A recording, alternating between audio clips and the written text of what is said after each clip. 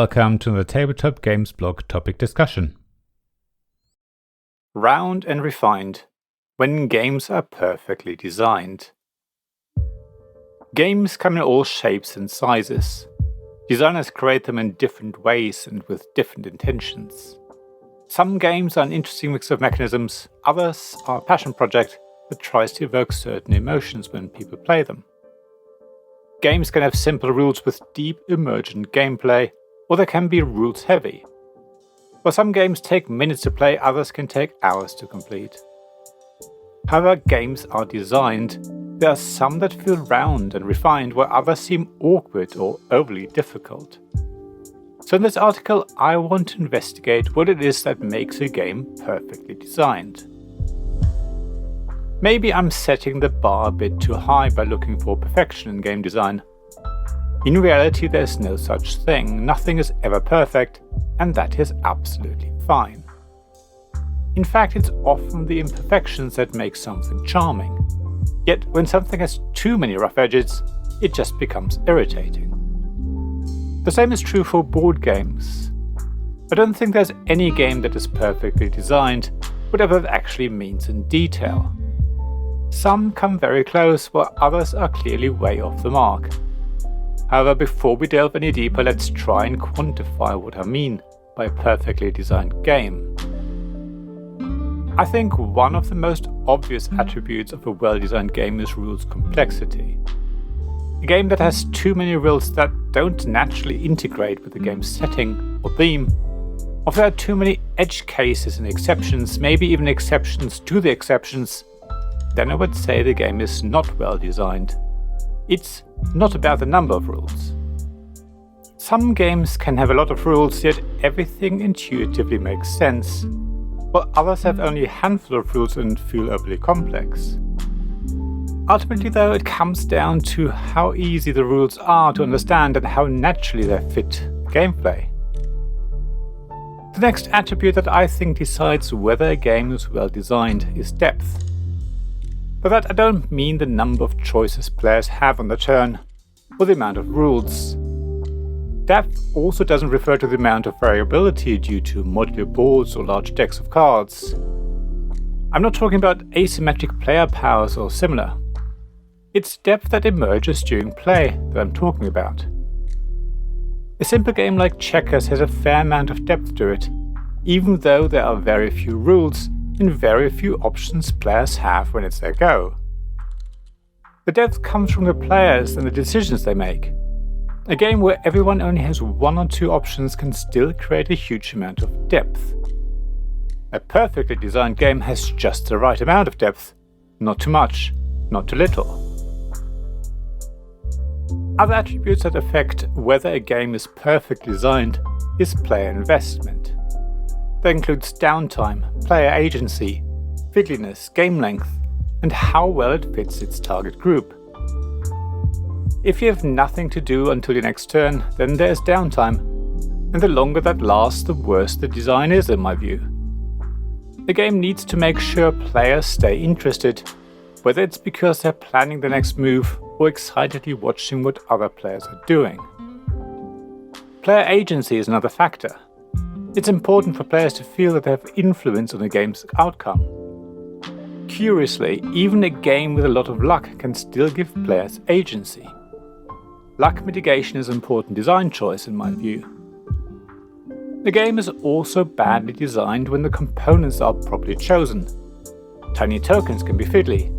Too many tokens can be fiddly. Bad graphic design can make things difficult as well. I know that components aren't necessarily part of a game's design, but I do want to include them here. Game length is also an important factor. It's not the absolute playing time that matters, but whether the game outstays its welcome. A game that takes 4 hours can still be exciting right until the end, while a 30-minute game can be boring when you're only 10 minutes in.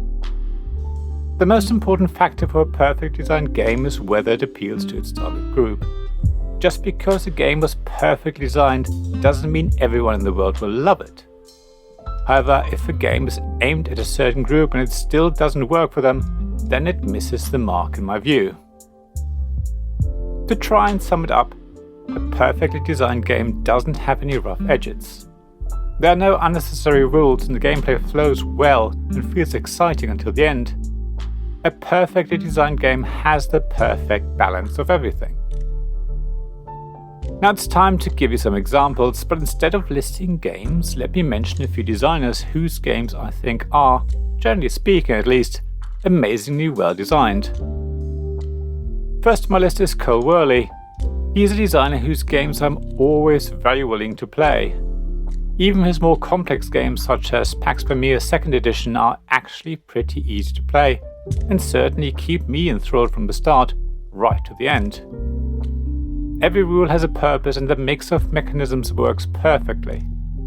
On top of that, Cole loves to cover important topics from history and convert them into games that make you want to learn more about them.